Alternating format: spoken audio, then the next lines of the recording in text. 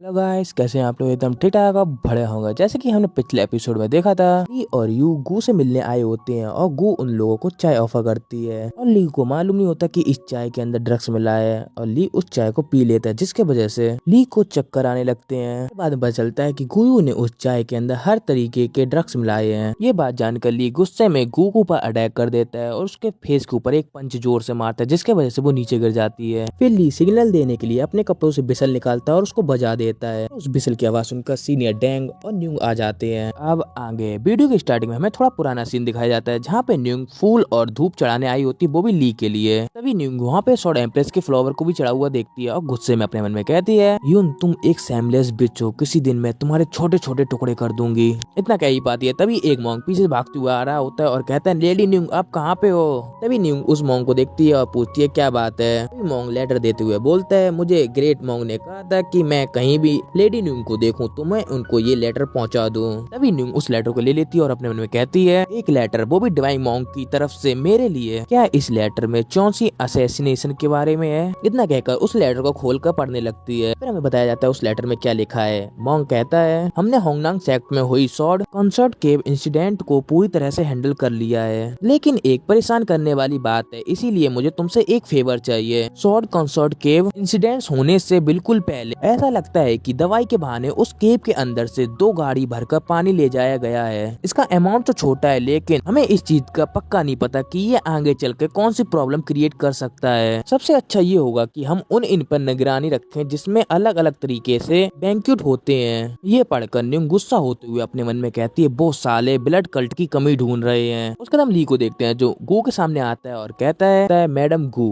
तुम इलीगल चीजें बांट रही हो और मार्शल वर्ल्ड का ऑर्डर बिगाड़ रही हो, जो मुझे खुद ड्रग्स दिया गया और ये सबूत सब प्रूफ करता है। इतना कहकर ली अपने कपड़ों से एक बिसल निकालता है और दिखाते हुए बोलता है, तुम्हारी ये जुर्म सजा के लायक है। इतना बोलकर ली बिसल को बजा देता है और ली की ये बात सुनकर गो गुस्से में कहती है, सजा? इतना कहकर जोर से चीखने लगती है, जिसकी वजह से उसके आसपास पर्पल कलर का ऑरा आ जाता है। फिर गुस्से में ली से कहती है, अगर तुम मुझे सजा दे सकते हो तो कोशिश करके देख लो। इतना बोलकर ली को ऊपर अटैक करने के लिए उसके साइड भागने लगती है। फिर ली भी इस साइड से भागते हुए बोलता है, चलो सीनियर ब्रदर, इसको सबक सिखाते हैं। तभी गू चिल्लाते हुए ली को ऊपर अपने कपड़े से अटैक करने की कोशिश करती है, पर ली उसके कपड़े के अटैक को बड़ी आसानी से डॉज कर लेता है। पर यू गू के अटैक को डॉज नहीं कर पाती, इसलिए उसको ब्लॉक करना पड़ता है। तभी ली स्पीड में आकर गू के पेट में एक पंच मार देता है और साइड हो जाता है। तभी पीछे से तभी यू भागते हुए आती है और गू के फेस के ऊपर एक किक मारती है, जिसके वजह से गू पीछे गिरने वाली होती है। तभी ली आकर अपनी 2 फिंगर से गू के सारे एक्यूपंक्चर पॉइंट पर अटैक कर देता है और उस अटैक को खाने के बाद गू खांसते हुए बोलती है, ये हो नहीं सकता, मैंने साफ सुना था कि उसका मार्शल आर्ट इतना हाई लेवल पे नहीं था। इतना बोलकर गू उधरी गिरकर बेहोश हो जाती है। फिर ली हाफते हुए बोलता है, मैंने उसे जिंदा छोड़ दिया है,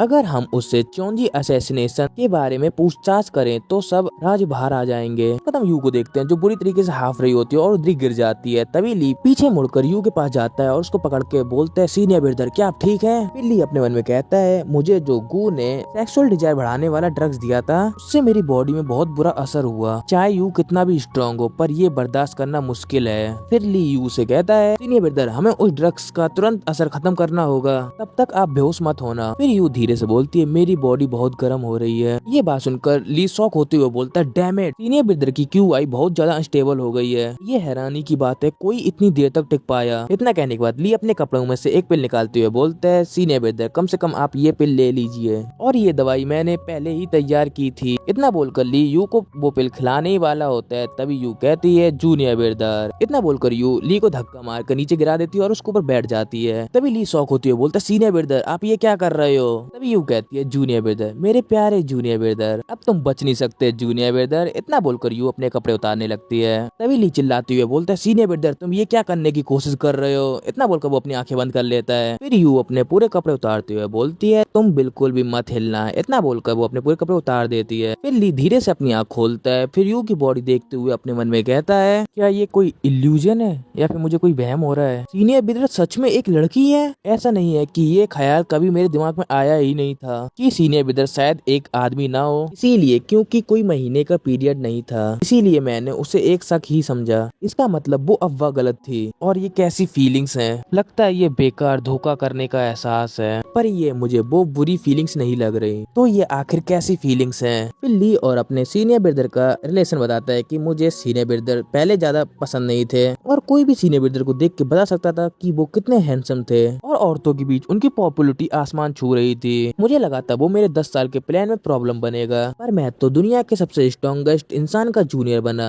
क्योंकि ये मेरे प्लान के लिए बिल्कुल जरूरी था। इसीलिए मैंने ये डिसाइड किया कि मैं उसका यूज एक बिजनेस पार्टनर की तरह करूंगा। वो सच में ऐसा ही था, लेकिन वहाँ जंगल की फूलों की खुशबू आ रही थी। इतना बोलकर ली दोबारा से यू को देखता है, फिर जल्दी से अपनी आंखें बंद कर लेता है और सिर पे ऊपर हाथ रखते हुए कहता है अपने मन में, ली चोल्सो होश में आ जा। सीनियर ब्रदर और मैं, हम दोनों ही होश में नहीं है, हम दोनों के ऊपर ड्रग्स का असर है। इतना कहकर ली अपने होश में आता है और यू को कपड़े पहनाते हुए बोलता है, सीनियर ब्रदर प्लीज खुद को शांत करो और जितनी जल्दी हो सकता है अपनी बॉडी से उस ड्रग्स का असर खत्म करो। ये बात सुनकर यू अब लंबी लंबी सांस लेते हुए अपने मन में कहती है, क्यों मैं जूनियर ब्रदर के साथ करना चाहती हूँ, मैं इसे अब कंट्रोल नहीं कर सकती, मुझे जल्दी से करना होगा। इतना बोलकर यू ली के गाल के ऊपर हाथ रख देती है। तभी ली हड़बड़ाते हुए बोलता है, सीनियर ब्रदर आप ये क्या कर रहे हो? फिर यू ली को देखते हुए अपने मन में कहती है, जूनियर ब्रदर सच में बेवकूफ है। इतना कहकर यू ली को अपने साइड खींचती है और उसे किस कर लेती है। फिर ली शॉक होते हुए अपने मन में कहता है, ओह डैम इट, अगर ऐसा चलता रहा तो मैं भी अपना कंट्रोल खो दूंगा। तब तक ली भी अपना कंट्रोल खो देता है और वो यू को किस करने लगता है। फिर यू किस करना बंद करती है और ली से कहती है, जूनियर ब्रदर अब नीचे से शुरू करें। पर तभी बीच में रंग में भंग डालने के लिए न्यूंग आ जाती है और चिल्लाते हुए बोलती है, ली चोल्सो क्या तुम अंदर हो? इतना बोलकर दरवाजा खोल देती है। ली कुछ कर भी पाता, तभी उसे गेट के खुलने की आवाज आती है और उस साइड मुड़ के देखता है तो एकदम शॉक हो जाता है। तभी ली चिल्लाती हुए बोलता है, सीनियर न्यूंग जैसा आप देख रही है वैसा कुछ नहीं है। तभी न्यूंग ली और यू को ऐसी हालत में देखकर बेचारी शॉक हो जाती है और कुछ नहीं बोल पाती। तभी पीछे से सीनियर डैंग चिल्लाते हुए बोलती है, इधर ली सिस्टर यू क्या आप ठीक है? सीनियर डैंग आगे आती है और यू और ली को इस हालत में देखकर एकदम शॉक हो जाती है और बेचारी वो भी कुछ नहीं बोल पाती। तभी न्यूंग गुस्सा होते हुए अपने दांत पीसते हुए बोलती है, ये क्या चल रहा है? सीनियर डैंग न्यूंग को कुछ समझाने की कोशिश भी करती है, पर सीनियर डैंग को खुद नहीं पता होता है यहाँ पे चल क्या रहा है। तभी न्यूंग फिर से गुस्से में चिल्लाती हुई बोलती है, तुम दोनों का यहाँ पे चल क्या रहा है और ये कैसी शर्मनाक हरकतें कर रहे हो? तभी ली डरते हुए बोलता है, सीनियर न्यूंग सिचुएशन बहुत खराब है, प्लीज जल्दी से उस सेक्सुअल ड्रग्स का असर खत्म कीजिए। पर यू को ली के साथ वो सब करने का मन होता है। तभी वो ली का फेस अपने साइड करती है और बोलती है, गागा प्लीज इस यंग लेडी को भी देख लो। ये बात सुनकर ली यू से कहता है, तुम कह क्या रहे हो? पर तभी यू ली को किस कर लेती है और यहीं पे एपिसोड होता है अपना खत्म। और गाइस इसके सिर्फ 2 चैप्टर बचे हैं, अगर आप चाहो तो मैं इसको एक वीडियो में एक्सप्लेन कर सकता हूँ, ना तो मैं एक एक करके कर दूंगा।